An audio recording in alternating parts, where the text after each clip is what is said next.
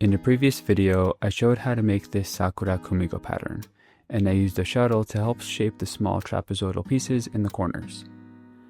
Many of you were interested in this shuttle, so I refined the design and now it's available for purchase.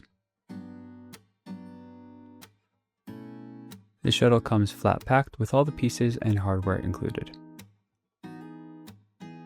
To assemble the shuttle, begin by inserting the wood screws into a guide with countersunk holes, and then pass those screws through a guide without countersunk holes.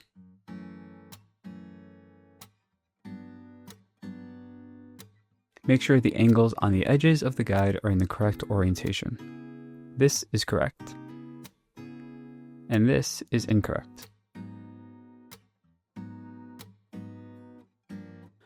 To attach them to the top plate, face the logo down and the slots away from you.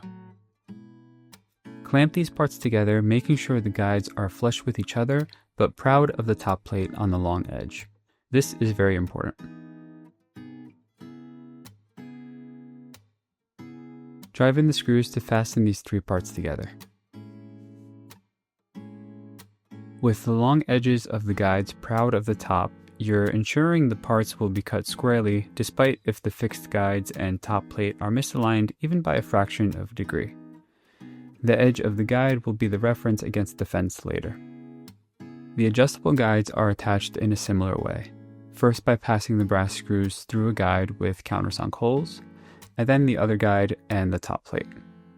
Fasten the nuts to secure them in place. The shuttle is designed to be used with 1/4 inch thick material. If you'd like to work with a different thickness of material, you could swap out the topmost guides for custom-made ones to suit your specific needs. The lateral adjustability of these guides allow you to use pieces of various lengths to suit different Kumiko grid spacing. The trapezoid pieces to be used with this shuttle can be tricky to cut because they're so small. I find it easiest to cut them on a table saw with the blade set to 60 degrees, and using a miter gauge and a stop block. These pieces are so small and lightweight that the air being moved by the table saw blade blows them around a little bit. It's possible for them to move into the blade and kick back, so be careful if you're trying this method. Alternatively, they can also be cut by hand.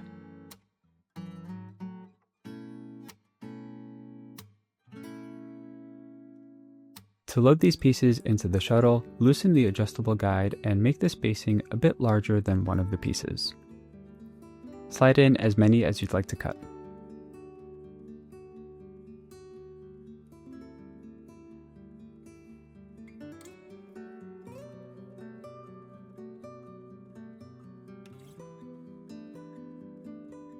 While tightening the brass nuts, squeeze the guides tight towards each other to securely hold the pieces in place.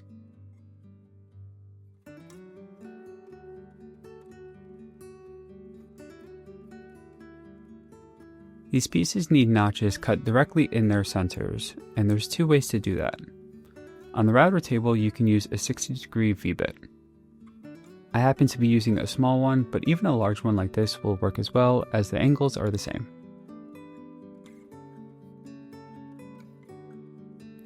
These cuts need to be centered in the piece, and this can take some trial and error. You can cut halfway across the first piece and stop the router. Flip that piece around and cut halfway across it again. These two cuts should line up perfectly.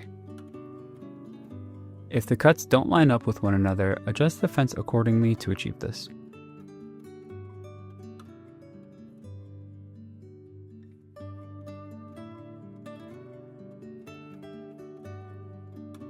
When adjusting the height of the bit, make sure it's set so when a mating Kumiko piece is inserted, the entire angle of that piece fully sits in the V-notch.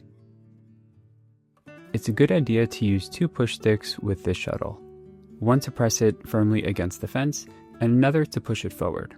The one pushing it forward also hooks around the back and helps prevent pieces from being pushed out of the shuttle by the spinning bit.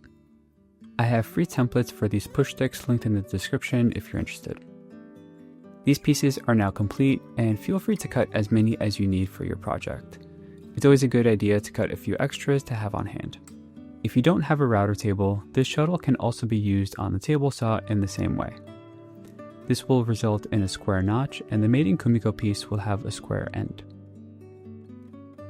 If you'd like to order one of these Sakura shuttles, they'll be linked in the description. I also have plans available that include all the measurements and list all the materials needed to make this shuttle yourself. To learn how to complete the Sakura pattern, I covered that in depth in a previous video, and I'll link that below as well.